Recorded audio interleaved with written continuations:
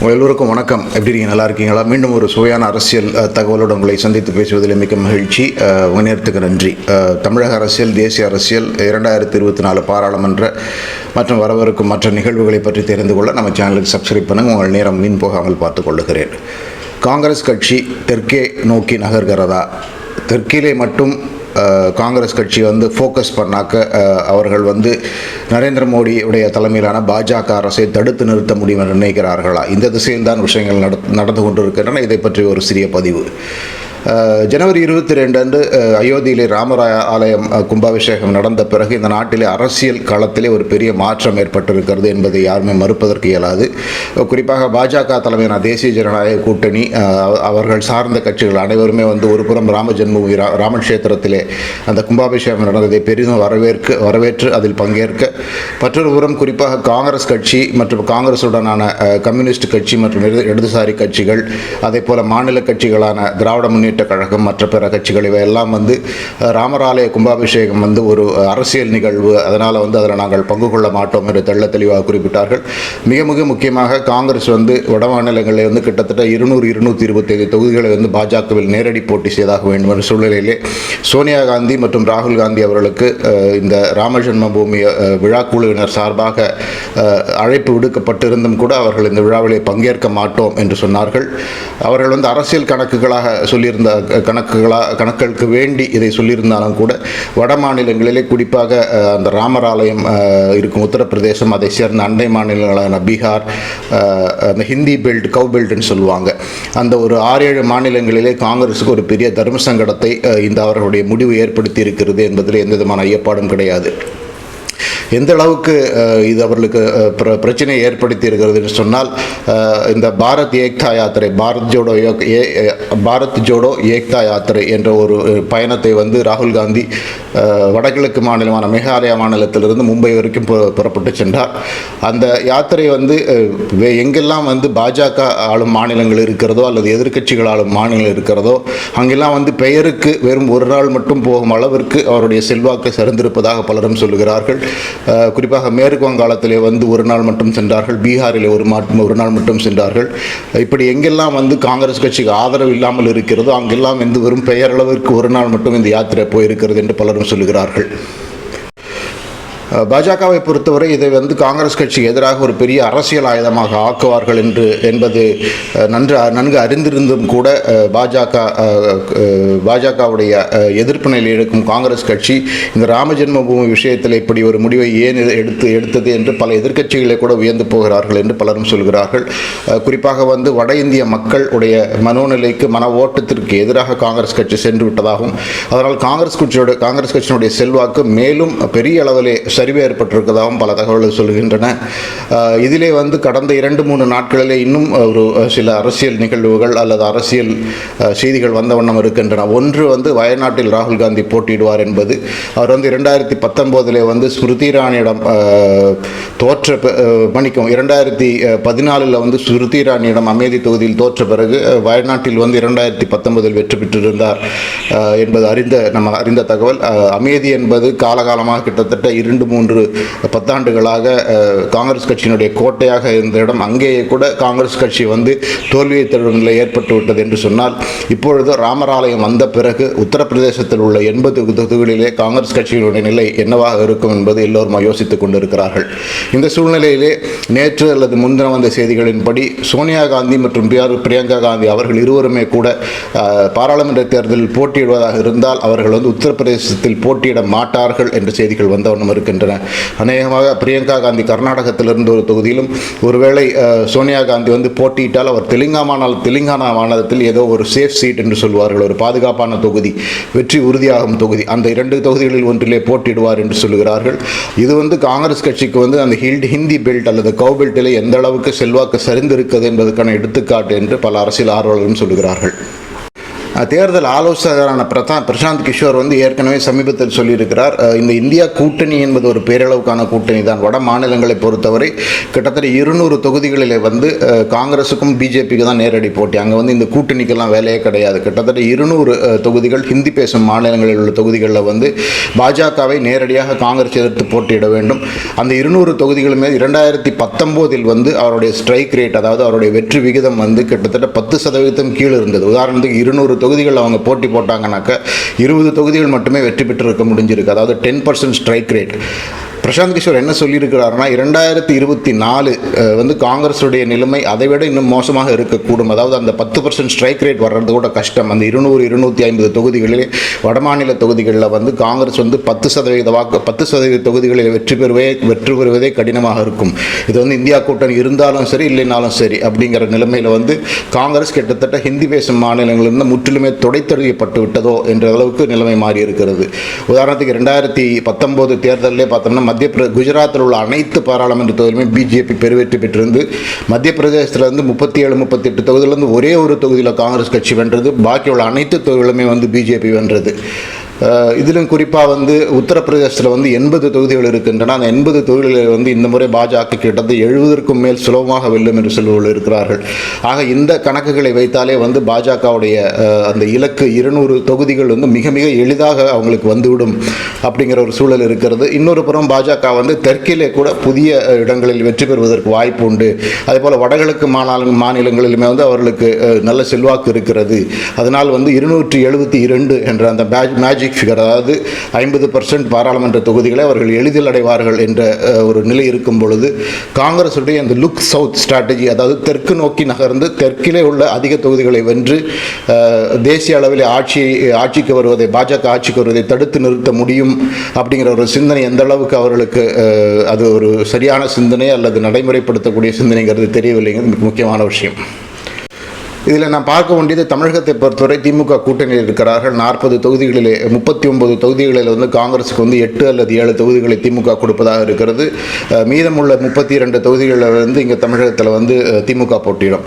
கேரளத்தை பொறுத்தவரை 20 பாராளுமன்ற தொகுதியில், அந்த 20 பாராளுமன்ற தொகுதிகளுமே மொத்தத்திலுமே வந்து காங்கிரஸுடைய கூட்டணி கட்சியான இந்தியன் யூனியன் முஸ்லீம் லீக் IUML போட்டியிடும். அங்கே வந்து அவங்க UDFன்னு பேர் வச்சுருக்காங்க. 2019 வந்து ராகுல் காந்தி வயநாட்டில் போட்டி போட்டதாலே கேரளத்தில் காங்கிரஸ் வந்து அந்த கேஸ்கேடிங் எஃபெக்ட் என்று சொல்வார்கள். அதாவது 2019 பொறுத்தவரை அன்றைய அளவுக்கு வந்து மோடி தோற்றுவிடக் கூடுங்கிற ஒரு பிம்பம் கேரளத்தில் பெரிய அளவில் கட்டமைக்கப்பட்டிருந்தது. அதனால் 20 தொகுதிகளில் வந்து ஒரே ஒரு தொகுதி தவிர 19 தொகுதிகளில் வந்து காங்கிரஸ் அங்கே வெற்றி பெற்றிருந்தது. கர்நாடகத்தை பொறுத்தவரை வந்து ஒரு பெரிய ஒரு மோடி அலை வீசி கொண்டிருக்கிறது சொல்கிறார்கள். உள்ள 28-29 தொகுதிகளில் வந்து 20க்கும் மேற்பட்ட தொகுதிகளில் இப்போதுள்ள சூழ்நிலையிலே பாஜக தான் வெல்லும் என்று சொல்வது இருந்தாலும் கூட காங்கிரஸுக்கு வந்து இப்போ சட்டமன்ற தேர்தலில் அவர்கள் கொடுத்த வாக்குறுதிகளின் அடிப்படையிலே, அந்த இலவசங்களின் அடிப்படையிலே பாராளுமன்றத்திலுமே வந்து மக்கள் வாக்களிக்க கூடுமோ என்ற சிந்தனை இருக்கிறது. அதே போல தான் தெலுங்கானாவிலும் சமீபத்திலிருந்து சட்டமன்ற தேர்தலில் வந்து வெற்றி பெற்றிருக்கிறார்கள். அதே வேகத்திலே நாடாளுமன்ற தேர்தலுமே வந்து நல்ல போட்டி கொடுப்பார்கள்.